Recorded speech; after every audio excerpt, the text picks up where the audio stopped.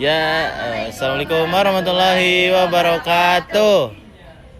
Kami dari kelompok 1 akan melaksanakan tugas PKWU mewawancarai di bidang jasa, produksi, dan perdagangan. Perkenalkan, nama saya Riksta Ramadan. Nama saya Bayu Nugraha. Nama saya Nur Halifah. Nama saya Siti Nur Ayani. Nama saya Inatri Amanda. Nama saya Risnandi Uniansyah. Nama saya Dea Padilla. Nama saya Tahita Septiani. Oke, sekian perkenalkan dari kami semua. Terima kasih. Selamat siang. Perkenalkan, saya Cinar Ayani dan ini rekan saya Tanaita. Kami dari sekolah SMA 1 Ciampel. Izin mewawancarai Bapak untuk tugas kewirausahaan. Ya, boleh. Kenapa Bapak menjadi seorang perawat dan berkuliah di universitas mana? Jadi perawat itu di tahun 2021 bulan 9 itu baru lulus. Kuliahnya di Stikes Abdi Nusantara di Jakarta. Sudah berapa lama menjadi seorang perawat? Kalau jadi perawat itu dari awal kuliah itu ngikut nenek jadi kerja di klinik sampai sekarang itu sekitar 4 tahun setengah. Mengapa Bapak memilih untuk menjadi seorang perawat? Dulu itu saya tidak minat untuk kuliah perawat. Nah, dulu saya kerjanya jadi supir truk tronton itu. Nah, semenjak saya tahun 2020 itu saya kecelakaan di jalan tol, itu buat saya itu trauma. Jadi keluarga saya support buat untuk kuliahin saya jadi perawat. Nah, dan keluarga saya rata-rata itu semuanya nakes, jadi dia kepengen cucunya itu nakes. Nah, sampai sekarang ya saya jalanin walaupun terpaksa. Berapa biaya yang diperlukan untuk masuk ke jurusan keperawatan?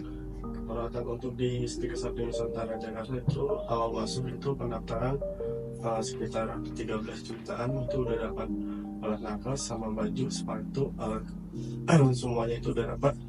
Nah, terus itu yang per semesternya itu dari semester 1 itu sekitar 9 jutaan atau 8 jutaan. Terus dari semester 4, 5, 6 nya itu dia bakal turun itu sekitar 5 jutaan. Kira-kira berapakah omset yang Bapak peroleh per bulan atau per hari setelah menjadi seorang perawat saat ini? Nah, untuk sekarang ini, untuk gaji pokoknya yang sekarang ini 1,6, terus per harinya juga dapat jadi tindakan ya bonus itu.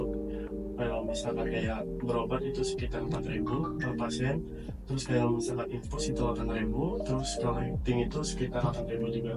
Jadi totalnya itu misalkan sehari dapat pasien 5, jadi yang infus 5 tuh jadi kali 8.000. Nah, untuk per bulannya itu bisa 2 juta ke atas. Apa pengalaman dan kendala Bapak dalam mengambil keputusan waktu memberikan tindakan medis kepada pasien? Oh ya, yaitu tindakan itu ada 2 ya. Menangani pasien yang sulit itu yang saat yang tidak sadar, yang kalau misalkan yang bisa sadar itu bisa ditanyakan langsung ya. Misalkan kayak sekarang ya, ada pasien, Bu dengan keluhan apa hari ini? Demam. Misalkan menangani pasien saat dia tidak sadarkan diri ya, kita bisa periksakan tangannya dengan pernapasan nadi, dan juga kita bisa periksa dengan memanggil sama pemeriksaan pernapasan. Apakah seorang perawat diperbolehkan melakukan tindakan saat di ruang operasi? Boleh-boleh saja ketika ada pasien yang benar-benar dokter itu membutuhkan tenaga medis yang lain, misalkan kayak mengambil gunting atau mengambil diagnostik yang diperlukan dokter saat menangani pasien. Keluh kesah sebelum menjadi perawat dan setelah menjadi perawat. Keluh kesahnya itu saat kita kuliah itu ya misalkan kayak kita turun dinas ke praktek lah ke rumah sakit ya. Kita kalau misalkan awal-awal itu kita belum bisa memegang pasien, jadi kita hanya bisa mengobservasi pasien ketika kita melihat kakak-kakak perawat yang udah kerja di sana. Kita cuma lihat apa yang cara dia ngecek, cara dia tindakan nginfus atau nyuntik di bagian mana, kan ada itu apa tuh tanda-tandanya kayak nadinya di sini buat infus, ini pembuluh darah. Kalau misalkan saat yang senangnya sih ya untuk sekarang alhamdulillah sih untuk sekarang udah alhamdulillah bisa semua dengan kita susahnya dulu.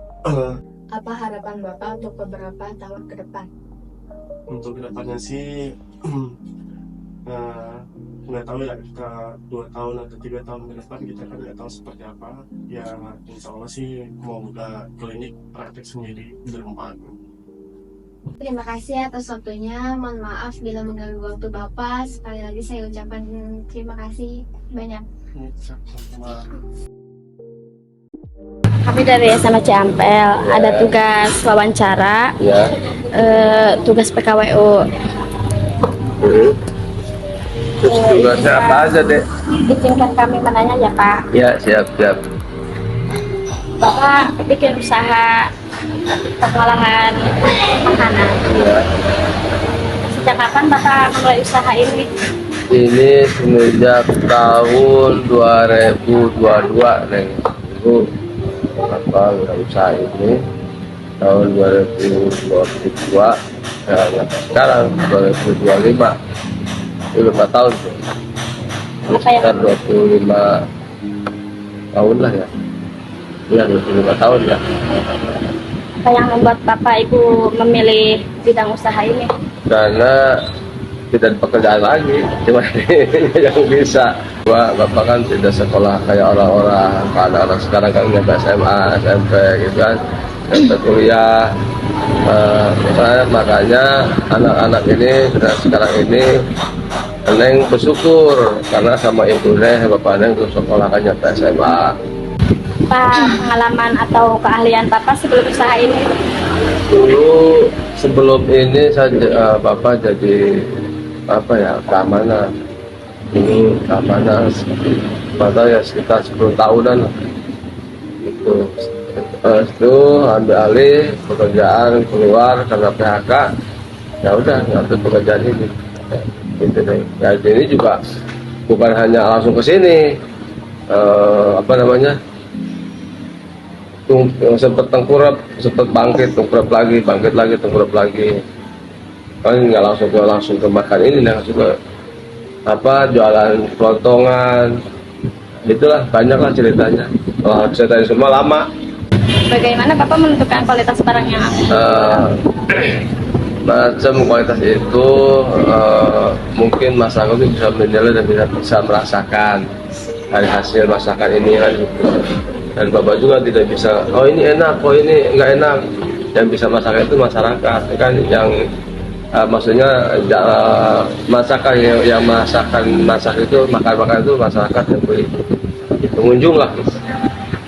Bapak tidak bisa merasakan enak atau nggak enak. Ya, kalau memang nggak enak mungkin dia nggak mungkin baik lagi. benar? Gitu kan. Bapak juga mungkin kalau nggak enak, mungkin apa sekarang berdiri terus, mungkin akan pindah haluan kan gitu. Berapa yang biaya Bapak yang dikeluarkan? Kalau untuk biaya modal ya hampir 3 juta, 2 juta lah. Tergantung, sekarang kan lagi mahal-mahal nih.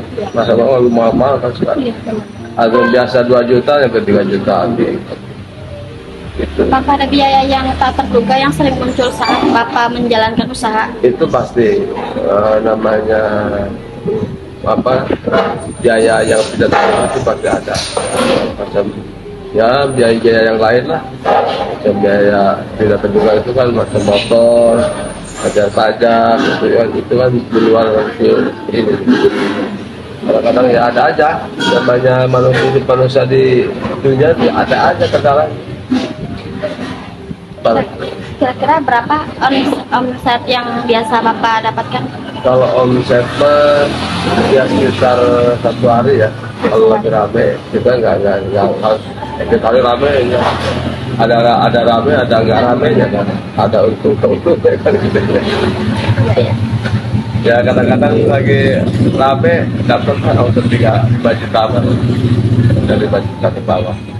Pak, sebutkan bagaimana cara mengolah salah satu makanan yang banyak peminatnya. Ya kalau cara pengolahan salah satu menu gitu ya, salah satu menu orek ataupun sayur asam, ya kita caranya kalau orek ya kita tata guru ya bukan lembut ya, istilahnya saya kasih istilah lembut-lembutnya lah. Dan setelah itu digoreng kering, biar airnya mendidih dulu, air minyaknya mendidih, dimasukin ke situ, dia kering, diangkat, ditirisin, baru kita bikin bumbu, kemucang, bawang merah, bawang putih, satu brek, ke situ. Tapi setelah ini diaduk pasti bumbu, garam, mecin, ya secukupnya, bukan cuma banyak bukan ya, supaya nyaman lah, enak lah. Baru dikasih itu gula merah, gula putih, itu deh. Ada keuntungan yang Bapak peroleh biasanya lebih besar atau dari kerugian? Kalau keuntungan lebih besar nggak ada, ya kita sedang aja sih. Kalau kerugian juga nggak terlalu gede banget, karena kan kita bukan kayak margin yang lain nggak masalah itu nggak ada terlalu ini sih. Paling ruginya kita masalah nggak habis ya, kita bagiin aja ke masyarakat yang nggak mampu gitu kan, yang nggak ini, terus bagiin yang kalau ini kalau misalnya nggak habis nih, kalau orang yang nggak mampu nggak bisa ini kasih, itu nggak pernah dibuang. Kalau buang ke saya itu juga bukan basi, bukan, masih bagus, kasih ke orang-orang yang tidak mampu ya, jadi saya. Apa kendala terbesar Bapak dalam menjalankan usaha ini? Kalau kendala besar kemungkinan ya yang dikhawatirkan kalau malam belanja itu doang, takutnya tidak ada tawuran, itu aja sih. Kendala besar itu aja, takut ada maling, ada begal, itu doang yang dikhawatir, itu aja. Kalau untuk di rumah nggak ada, kendala di rumah nggak ada. Yang kita khawatir di jalan doang. Kalau misalkan ibu belanja sendiri kan maksudnya dikhawatirkan ada tawuran anak-anak sekolah, itu yang dikhawatirkan. Ini cepat anak tawuran, itu yang dikhawatirkan, itu aja kendala yang lain nggak ada. Apa harapan Bapak untuk usaha ini dalam beberapa tahun ke depan? Untuk usaha ini kalau ada milik rezeki, ingin dikembangkan lagi, bikin buat cabang, cuman baru harapan baru ini. Mudah-mudahan kalau ini ada rezeki, saya kembang atau ini dibesarin di tempatnya, karena tidak tempat parkir. Nah, itu. Oh ya, semoga itu ya Pak. Makasih ya Pak Ya. untuk wawancaranya. Maaf jika ada salah kata. Sejak kapan Ibu memulai usaha ini? 2009. 2009. Ya, berarti udah 14 tahun lebih ya? Iya. Apa yang membuat ibu memilih bidang usaha ini? Kan si bapaknya nggak kerja yang lain. Ya, terus ibu memilih ini warung, itu sembako, jualan sembako. Ya. Berapa biaya yang Ibu keluarkan untuk mendapatkan barang dagangan atau bahan baku? 1,5 juta lah. 1,5 juta. Oke. Apakah ada biaya yang tak terduga yang sering muncul saat ibu menjalankan usaha? Ada. Kira-kira berapa omset yang biasanya Ibu dapatkan dalam waktu satu hari? Paling 1 juta. 1 juta. Oke. Apakah keuntungan yang ibu peroleh biasanya lebih daripada kerugian? Ya, rugi mah enggak sih. Ya ada sedikit buat makan mah deh. Apa kendala terbesar yang Ibu hadapi dalam menjalankan usaha ini dan solusi apa yang Ibu lakukan? Solusi apanya?